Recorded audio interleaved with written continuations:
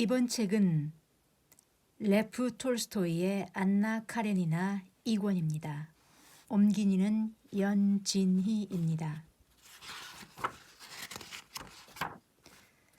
주요 등장인물을 보면요. 안나 스테판 오블론스키의 여동생이자 카레닌의 아내로 브론스키와 사랑에 빠진다. 알렉세이 알렉산드로비치 유능한 고위 관리이며 아내인 안나보다는 20년 연상이다.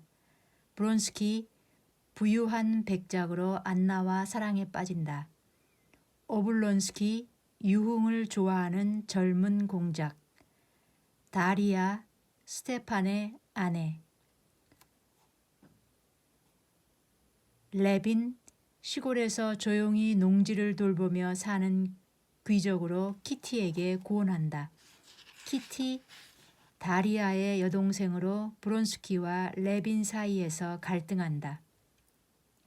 세르게이 레빈의 동복형, 니콜라이 레빈의 친형, 세료자 안나의 아들.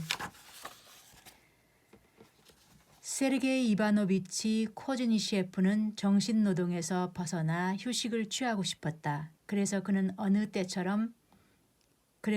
여느 때처럼 외국으로 가는 대신 5월 말에 시골의 동생 집을 찾았다. 그의 신념에 따르면 가장 멋진 생활은 다름 아닌 시골 생활이었다. 그는 이 생활을 즐기기 위해 지금 동생의 집으로 온 것이다. 콘스탄친 레빈은 무척 기뻤다. 게다가 올 여름에는 니콜라이 형이 오지 않을 것 같아서 더욱 기뻤다. 하지만 콘스탄친 레빈은 세르게이 이바노비치를 사랑하고 존경하면서도 그와 함께 시골에서 보내는 것이 불편했다. 시골에 대한 형의 태도를 보노라면 거북하고 심지어 불쾌한 기분마저 들었다. 콘스탄친 레빈에게는 시골이 삶의 장소, 즉 기쁨과 고통과 노동의 장소였다. 스테판 아르카디치가 모든 관리들이 익히 아는 지극히 자연스러운 의무, 그것을 하지 않으면 관청에서 근무하는 것조차 불가능한 가장 절실한 의무, 즉 내각 관료들에게 자신의 존재를 상기시키는 의무를 위해 페테르부르크를 방문하여 집안의 돈을 거의 다 끌여다 경마장과 별장을 드나들면서 유쾌하고 즐거운 시간을 보내는 동안 돌리는 가능한 한 지출을 줄이기 위해 아이들과 시골로 거처를 옮겼다. 스테판 아르카디치는 사려 깊은 아버지와 남편이 되려고 아무리 애를 써도 자기에게 아내와 아이들이 있다는 사실을 도무지 기억하지 못했다. 다리아 알렉산드로브나에게는 이런 성가신 일들과 걱정이 그녀가 바랄 수 있는 유일한 행복이었다. 만약 이런 것이 없었다면 그녀는 자기를 사랑하지 않는 남편에 대한 생각에 홀로 빠져 있었을 것이다. 어머니로서 병에 대한 두려움이나 병 자체가 아무리 괴롭다 해도 또는 아이들에게서 좋지 않은 성향의 징후를 보는 고뇌가 아무리 무겁다 해도 이제는 아이들 자체가 그녀의 슬픔에 대한 보답으로 작은 기쁨을 선사했다. 키티가 편지에 고독과 평원 외에는 아무것도 바라지 않는다고 썼더군요. 돌리가 침묵을 깨고 말했다. 그런데 그녀의 건강은 좋아졌습니까? 레빈은 흥분하며 말했다. 덕분에 완전히 회복했어요. 알잖아요. 내가 청혼을 했다가 거절당한 건 말입니다. 레빈이 말했다. 그러자 그가 방금 전 키티에게 느꼈던 그 부드러운 감정이 그의 마음속에서 모욕에 대한 원한으로 바뀌었다. 난 무슨 일이 있었다는 것밖에 몰라요. 키티는 그 일에 대해 아무것도 말해주지 않았어요. 언제였죠? 내가 마지막으로 당신 집을 방문했을 때요. 하지만 그 애는 정말로 불쌍해요. 가여운 것. 이제야 모든 것이 이해돼요. 그래요. 이제야 모든 걸 알겠어요. 다리아 알렉산드로브나는 계속해서 말했다. 당신은 이해하지 못했을 거예요. 자유롭게 선택하는 입장에 놓인 당신네 남자들은 자신이 누구를 사랑하는지가 언제나 분명하죠. 하지만 여성스럽고 처녀다운 수줍음으로 기다리는 처지에 놓인 아가씨들은 당신 같은 남자들을 멀찍이서 바라보며 모든 것을 말만 듣고 믿어야 하는 아가씨들은 자기가 누구를 사랑하는지 무슨 말을 해야 좋을지 모르겠다고 느끼는 경우가 종종 있고 또 그럴 수 있어요. 그래, 나와 브론스키를 놓고 선택한 거야. 레비는 생각했다.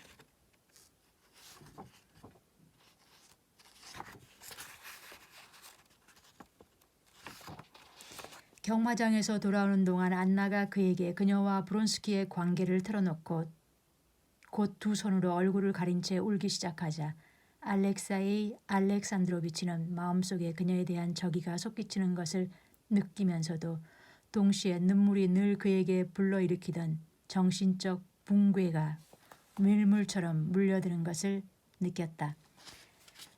그는 지난날의 삶을 속속들이 떠올려 보았다. 예전에는 그에게 추악한 것으로 보이지 않던 모습들이었다. 그런데 이제 그 세세한 점들은 그녀가 언제나 타락한 여자였음을 분명히 보여주었다. 내 삶을 그녀의 삶과 결합하다니 나의 실수다. 하지만 나의 실수에 나쁜 점은 전혀 없었다. 그러니 내가 불행할 리는 없다. 잘못을 저지른 건 내가 아니라 그는 혼잣말을 했다. 그래서 다시 결투, 이혼, 별거의 조건들을 하나하나 떠올려보고 또다시 그것들을 차례차례 거부한 끝에 알렉세이 알렉산드로비치에는 방법은 오직 하나라고 확신하게 되었다. 즉 이미 일어난 일은 사교계에 알려지지 않도록 은폐하고 두 사람의 관계를 끊어놓기 위해 무엇보다 그녀를 벌하기 위해 그가 취할 수 있는 모든 방법을 강구하면서 그녀를 자기 앞에, 자기 옆에 붙잡아 두는 것이었다.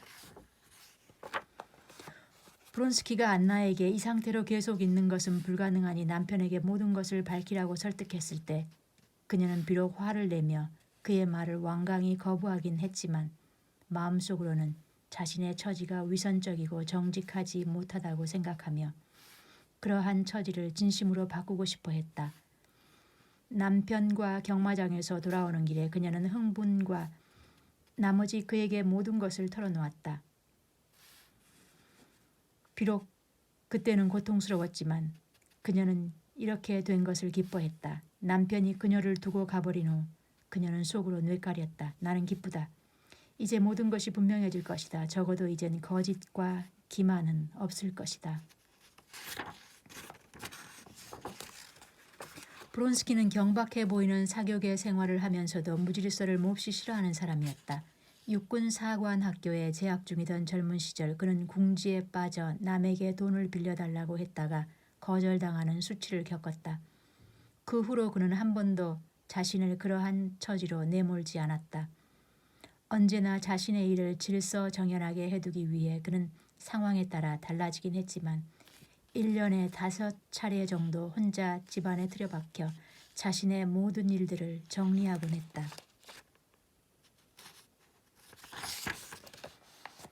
궁지에서 벗어나려면 어머니에게 돈을 청하지 않을 수 없었다. 전날 어머니에게 받은 마지막 편지는 특히 그의 분노를 자극했다. 왜냐하면 어머니가 그 편지에서 자기가 아들을 기꺼이 돕고자 한 것은 아들이 사교계와 군대에서 성공하도록 하기 위함이지 추문으로 온 사교계를 발칵 뒤집으며 살도록 하기 위해서가 아니라고 암시했기 때문이다. 브론스키는 한순간의 망설임도 없이 그것을 결심했다. 우선 고리대금업자에게 10,000루블을 빌려야 한다. 여기에는 벌 어려움이 없을 것이다. 또한 자신의 지출을 줄이고 경마용 말들을 팔아야 한다.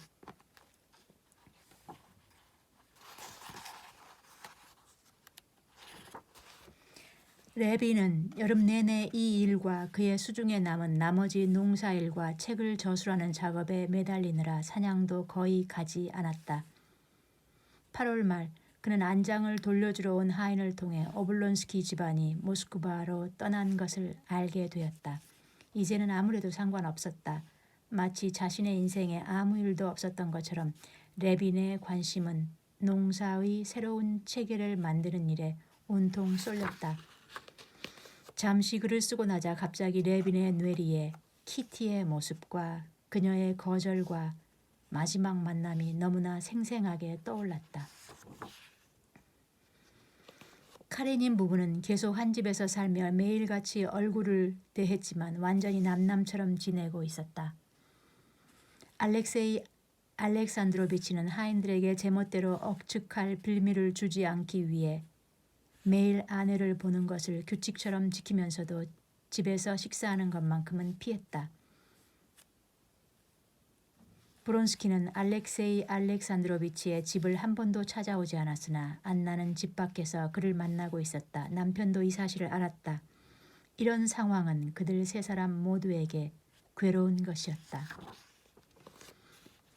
집으로 돌아온 브론스키는 자기 방에서 안나의 쪽지를 발견했다.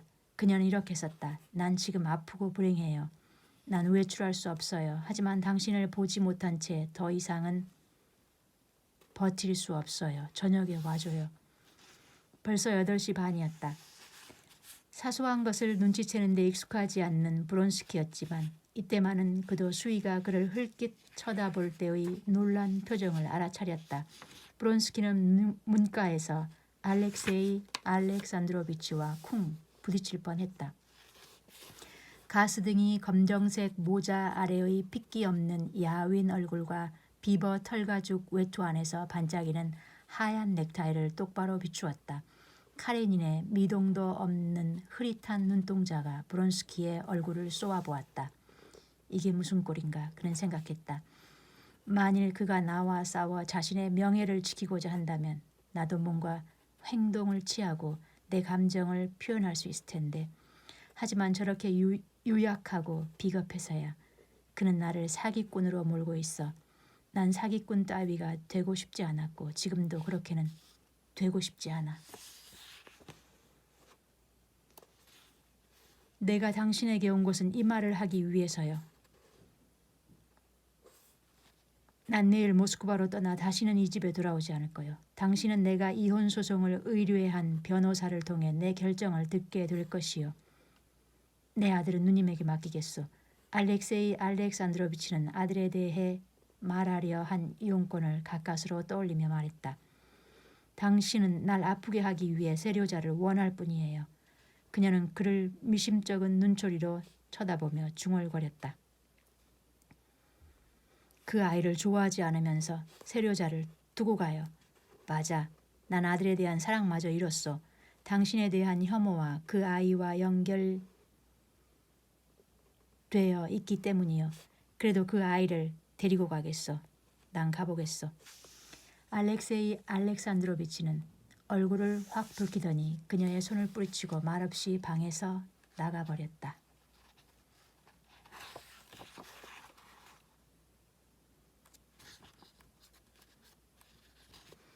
키티가 떠나고 혼자 남게 되자 레비는 그녀가 없다는 것에 심한 불안을 느꼈다.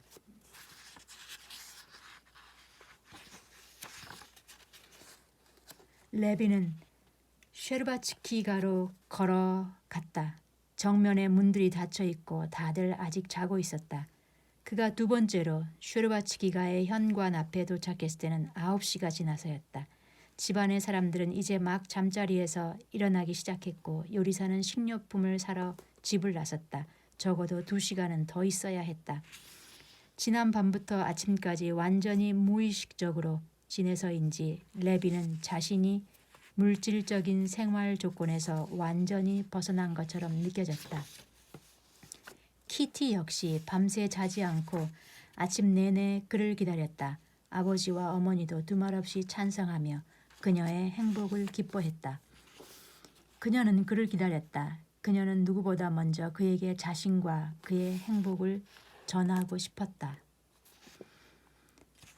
알렉세이 알렉산드로비치는 만찬 때와 그 이후에 주고받는 대화의 인상을 자기도 모르게 기억 속에서 곱씹으며 쓸쓸한 호텔 방으로 돌아왔다.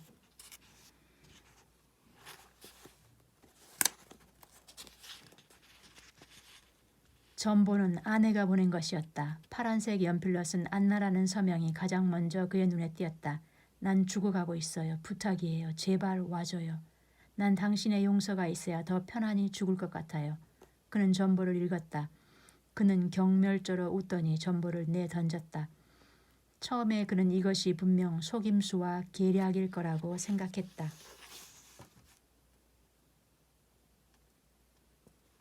속임수일 경우 조용히 무시하고 떠날 것, 사실일 경우 예의를 지킬 것. 알렉세이 알렉산드로비치가 벨을 누르기도 전에 수위가 문을 열어주었다. 마님은 어때? 어제 무사히 해산하셨습니다. 알렉세이 알렉산드로비치는 그 자리에 섰다. 그의 얼굴이 창백해지기 시작했다. 그는 지금 자신이 그녀의 죽음을 얼마나 간절히 바랐던가를 분명히 깨달았다. 의사 선생님, 산파 그리고 브론스키 백작이 계십니다. 알렉세이 알렉산드로비치는 안나의 방으로 들어갔다. 테이블 옆에 놓인 낮은 의자에 브론스키가 옆으로 비켜앉아 손으로 얼굴을 가린 채 울고 있었다. 이 사람이 죽어갑니다. 의사들 말로는 가망이 없답니다. 전 전적으로 당신의 처분에 따르겠지만 이곳에 있도록 허락해 주십시오. 브론스키의 눈물을 보자 알렉세이 알렉산드로비치는 정신적 혼란이 차오르는 것을 느꼈다. 그녀는 남편을 알아보았다. 그녀가 말하기 시작했다. 네, 그래요. 그래요. 내가 말하고 싶은 건 바로 이거예요. 나에게 놀라지 말아요. 난 아직 예전 그대로예요. 하지만 내 안에 다른 여자가 있어요. 난 그녀가 무서워요. 그녀는 그 남자와 사랑에 빠졌어요. 그래서 난 당신을 증오하려 했고 예전에 있던 그녀를 도저히 잊을 수 없었어요. 그 여자는 내가 아니에요. 지금의 내가 진짜예요. 온전한 나라고요. 난 지금 죽어가고 있어요. 알렉세이 알렉산드로비치의 정신적 혼란은 점점 심해져 이제 그것과 싸우기를 그만둘 정도에 이르렀다. 그러나 원수에 대한 사랑과 용서라는 기쁜 감정이 그의 영혼을 채웠다. 그는 무릎을 꿇고 그녀의 팔꿈치 안쪽에 머리를 얹었다. 그녀의 팔은 웃옷을 통해 그를 불로 태웠다. 그는 어린아이처럼 소리내어 흐느꼈다. 브론스키는 침대 끝으로 다가오더니 그녀를 본 후 다시 두 손으로 얼굴을 가렸다. 얼굴을 보여줘요. 알렉세이 알렉산드로비치, 이 사람의 얼굴을 보여줘요. 이 사람의 얼굴을 보고 싶어요. 알렉세이 알렉산드로비치는 고통과 수치로 인해 무섭게 변한 브론스키의 얼굴에서 두 손을 떼어냈다. 이 사람에게 손을 내밀어요. 용서해줘요. 알렉세이 알렉산드로비치는 쏟아지는 눈물을 억누르지 못하고 브론스키에게 손을 내밀었다. 안나의 의사와 다른 동료 의사들은 이것이 산용열이며 이 병에 걸릴 경우 100명 중에 99명은 죽는다고 말했다. 하루 종일 열과 헛소리와 의식불명이 계속되었다. 자정 무렵 환자는 감각도 느끼지 못한 채 누워 있었고 맥박도 거의 뛰지 않았다. 사람들은 매 순간 임종을 기다렸다. 내 말을 끝까지 들어주십시오. 난 그녀가 죽기를 바랐습니다. 하지만 난 아내를 본 후 그녀를 용서했습니다. 나는 다른 밤까지 내밀고 싶습니다. 내게서 카프탄을 앗아가는 사람에게 루바슈카까지 건네주고 싶습니다. 내 의무는 내 앞에 분명하게 제시되었습니다. 난 그녀와 함께 있어야 하고 앞으로도 그럴 것입니다. 만약 그녀가 당신을 보고 싶어하면 당신에게 알려드리겠습니다. 하지만 지금은 당신이 떠나는 편이 좋다고 생각합니다. 그는 일어섰다. 그러자 흐느낌이 그의 말을 가로막았다. 브론스키는 일어나 구부정한 자세로 흘낏 그를 올려다보았다. 그는 압도되었다. 그는 알렉세이 알렉산드로비치의 감정을 이해할 수 없었으나 그것이 자신의 세계관으로는 아예 도달할 수도 없는 지고한 무언가라고 느꼈다. 알렉세이 알렉산드로비치와 대화를 나눈 후 브론스키는 카레닌가의 현관 입구로 나왔다. 그는 그 자리에 서서 자신이 어디에 있는지 어디로 가야 할지 힘겹게 떠올렸다. 그는 자신이 수치와 모욕을 입은 죄인이라고 자신의 죄를 씻을 가능성마저 빼앗긴 존재라고 느꼈다.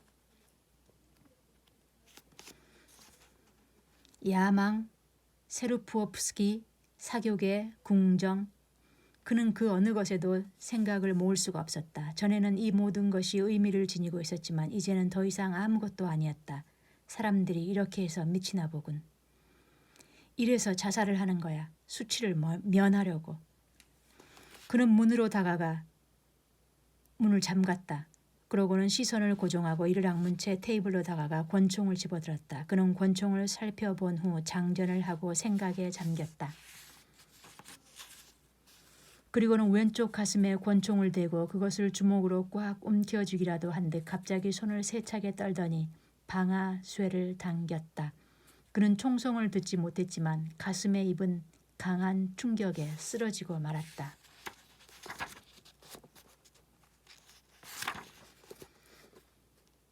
죽음의 임박이 그녀 안에 불러일으킨 부드러움이 사라졌을 때 알렉세이 알렉산드로비치는 안나가 그를 두려워하고 부담스러워하며 그의 눈을 똑바로 쳐다보지 못한다는 것을 깨닫기 시작했다.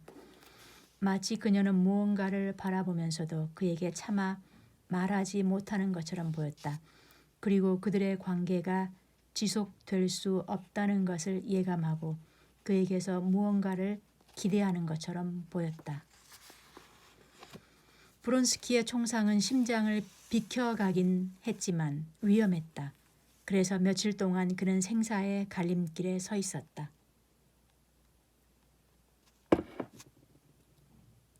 그가 자신의 심장에서 뜯어낼 수 없었던 유일한 감정은 그녀를 영원히 잃었다는 절망에 가까운 회환이었다. 물론 그도 그 감정과 끊임없이 싸우기는 했지만 안나의 남편 앞에서 자신의 죄를 속죄한 지금에 와서는 그녀와 인연을 끊고 다시는 후회하는 그녀와 그녀의 남편 사이에 서지 않겠다는 생각이 그의 마음속에 굳게 자리 잡았다. 그러나 그는 그녀의 사랑을 잃은 것에 대한 회한을 마음에서 떨칠 수 없었고 그녀와 함께 알게 된 행복한 순간들, 그때는 별로 소중한 줄 몰랐으나 이제는 한껏 매력을 바라며 그를 쫓는 순간들을 기억 속에서 지워버릴 수 없었다. 영광과 위험이 따르는 타슈켄트로의 부임을 거절한다는 것, 그것은 브론스키의 예전 사고방식에 따르면 절대로 있을 수 없는 불명예스러운 일이었다. 하지만 그는 이제 잠시도 망설이지 않고 그 자리를 거절해버렸다. 그리고 상급자들이 자신의 행동을 비난하는 것을 눈치채고 곧바로 전역해버렸다. 한 달 후 알렉세이 알렉산드로비치는 아들과 함께 집에 남았고 안나는 이혼을 받아들이지 않은 채 그것을 단호히 거부하며 브론스키와 함께 외국으로 떠나버렸다. 결혼식 날 레비는 관습에 따라 약혼녀를 만나지 않고 우연히 모인 독신자 3명과 함께 호텔방에서 식사를 했다. 수많은 군중들이 특히 여자들이 결혼식을 위해 환하게 밝힌 교회를 둘러쌌다. 중앙으로 들어가지 못한 사람들은 창문 주위에 우르르 모여 서로 떠밀고 싸우며 창살 틈으로 엿보았다.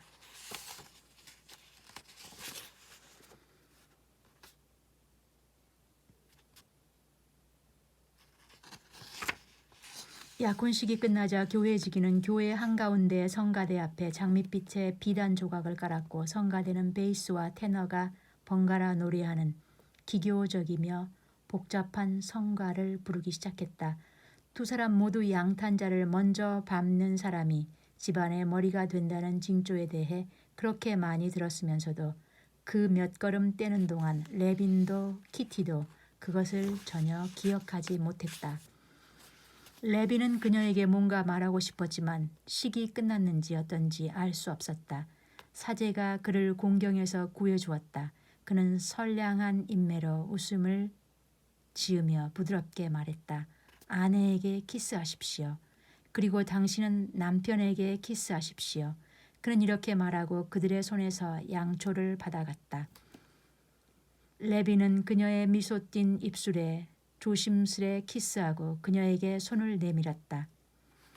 그날 밤 만찬 후 두 젊은이는 시골로 떠났다. 브론스키와 안나는 이미 석 달 동안 유럽을 함께 여행하고 있었다. 두 사람은 베네치아, 로마, 나폴리를 돌아다니다 이탈리아의 어느 작은 도시에 막 도착했다. 그녀와 결합하고 평복을 입게 된 후 처음 얼마 동안 그는 이전에 몰랐던 자유의 매력을 대부분 맛보았고 사랑의 자유가 가진 매력도 느꼈다. 그는 만족해했다. 그러나 그것은 오래가지 않았다. 그는 곧 자신의 마음속에서 욕망을 향한 욕망, 고뇌가 꿈틀거리는 것을 느꼈다. 굶주린 짐승이 먹을 것이 있나 싶어 닥치는 대로 모든 것을 물고 늘어지듯 브론스키도 완전히 무의식적으로 때로는 정치에, 때로는 신간서적에, 때로는 그림에 손을 댔다. 그는 젊을 때부터 그림의 소질을 보인 데다 자신의 돈을 어디에 써야 할지 몰라 판화를 수집하기 시작했다. 그래서 그는 이제 회화를 선택하여 그것을 공부하기 시작했고 만족을 요구하는 남아 도는 욕망을 회화에 쏟았다. 회화와 중세시대에 대한 브론스키의 열정은 그다지 오래가지 않았다. 그는 회화에 대해 어느 정도 취미를 갖고는 있었지만 자신의 그림을 완성시킬 만큼은 아니었다. 그림은 중단되었다. 하지만 이런 소일거리가 없어지자 이탈리아 소도시에서의 생활은 그에게도 그의 환멸에 놀란 안나에게도 너무나 지루하게 느껴졌다. 그들은 러시아의 시골로 떠나기로 결심했다. 레빈이 결혼한 지도 석 달이 지났다. 그는 행복했지만 그 행복은 기대했던 것과 전혀 달랐다. 그는 걸음걸음마다 예전의 공상에 대한 환멸과 예기치 못한 새로운 매력을 발견했다. 레빈은 행복했다. 결혼 생활이 석 달째 접어들고 두 사람이 모스크바에서 한 달간 머물고 돌아온 후에야 비로소 그들의 삶은 평탄해지기 시작했다. 그는 농장 일도 새로운 농사의 기초를 설명하기 위한 저술 작업도 중단하지 않았다.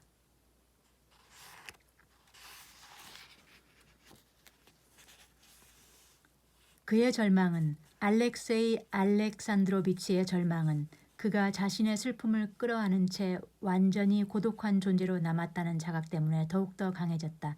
그가 사는 페테르부르크에는 자신이 겪은 일들을 다 털어놓을 수 있는 사람, 그를 고관으로서 사교계의 일원으로서가 아니라 그저 괴로워하는 한 인간으로서 동정해줄 사람이 단 한 명도 없었다. 그래서 그런 사람은 페테르부르크뿐만 아니라 그 어디에도 없었다. 알렉세이 알렉산드로비치는 고아로 자랐다. 그의 혈육이라고는 형 한 명뿐이었다. 그들은 아버지를 기억하지 못했다. 어머니는 알렉세이 알렉산드로비치가 10살 때 죽었다. 대학에서도 관직에 오른 후에도 알렉세이 알렉산드로비치는 그 누구와도 친밀한 관계를 맺지 않았다. 형은 그와 마음이 잘 맞는 가장 가까운 사람이었지만 외무부에서 근무한 탓에 늘 외국에서 살았다. 그리고 그는 알렉세이 알렉산드로비치가 결혼한 지 얼마 안 되어 외국에서 죽고 말았다.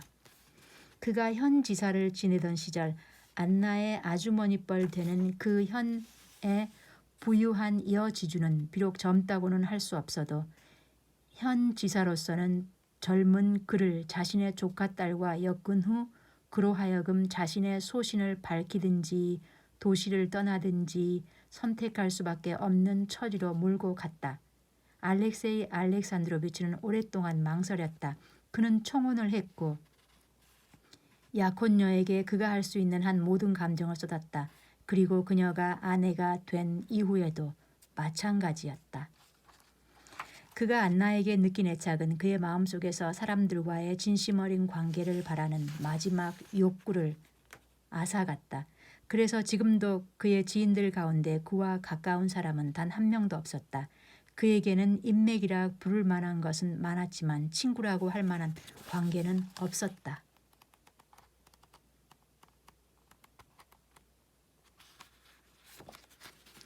안나가 러시아에 온 목적 가운데 하나는 아들과 만나는 것이었다. 이탈리아를 떠나 그날부터 안나는 이 만남에 대한 생각으로 잠시도 마음을 진정시킬 수 없었다. 세료자의 생일에 남편의 집으로 곧장 찾아가 하인들을 매수하든 속이든 무슨 수를 써서라도 아들을 만나고 불행한 아이를 애워싼 그들의 추악한 허위를 깨뜨리겠다고 결심했다. 이튿날 아침 8시 안나는 혼자 삭마차에서 내린 후 자신의 옛집의 커다란 현관 앞에 벨을 눌렀다. 아들과 떨어져 있는 동안 그녀는 사랑이 가슴속에 차오를 때마다 그를 자신이 가장 사랑한 4살배기 사내아이의 모습으로 상상했다. 지금 아들은 그녀가 두고 갈 때 모습이 아니었다. 4살 때보다 훨씬 더 자란 모습이었다. 그러나 그 아이는 역시 세료자였다. 안나는 아이를 탐욕스럽게 쳐다보았다. 그녀는 자기가 없는 동안 아이가 얼마나 컸는지 어떻게 변했는지 보았다. 한편 처음에는 나중에 그녀는 아들에게 할 수 있었을 말을 얼마나 많이 생각해냈던가. 하지만 지금 그녀는 아무 말도 못했고 할 수도 없었다. 그러나 세료자는 그녀가 말하고 싶어 하는 모든 것을 알아차렸다. 그는 어머니가 불행하다는 것, 어머니가 자기를 사랑한다는 것을 이해했다. 안나가 아들과의 만남을 아무리 간절히 바랐다 해도, 그녀가 아무리 오랫동안 그 만남에 대해 생각하고 준비했다 해도 그녀는 그 만남이 자신에게 그토록 강력한 충격을 주리라고는 전혀 예상치 못했다. 그녀는 쓸쓸한 호텔 객실에 돌아온 후에 오랫동안 자기가 왜 여기에 있는지 알지 못했다. 그래, 모든 게 끝났어. 그리고 난 또다시 혼자야. 브론스키는 자신의 처지를 일부러 이해하지 않으려는 안나의 태도 때문에 처음으로 그녀에게 증오에 가까운 분노를 느꼈다. 그 감정은 그녀에게 자신이 분노하는 이유를 표현할 수 없어 더욱 커졌다. 만약 자신의 생각을 그녀에게 직설적으로 말했다면 이랬을 것이다. 그런 차림으로 누구나 아는 공작 영예와 함께 극장에 간다는 것, 그것은 곧 타락한 여자라는 자신의 처지를 인정하는 것일 뿐, 사교계에 도전하는 것, 즉 사교계와 영원히 인연을 끊겠다는 것을 의미하오. 그는 그녀에게 이 말을 할 수 없었다. 그는 그녀가 가여웠으나 그럼에도 그녀에게 화가 치밀었다. 그는 그녀에게 자신의 사랑을 맹세했다. 왜냐하면 지금은 그것만이 그녀를 진정시킬 수 있었기 때문이다. 그는 말로 그녀를 질책하지는 않았지만 마음속으로는 그녀를 비난하고 있었다. 그가 입에 담기 부끄러울 만큼 저속하게 느끼는 그 사랑의 맹세를 들이마시고 안나는 점차 침착해졌다. 이튿날 그들은 완전히 화해를 하고 시골로 떠났다.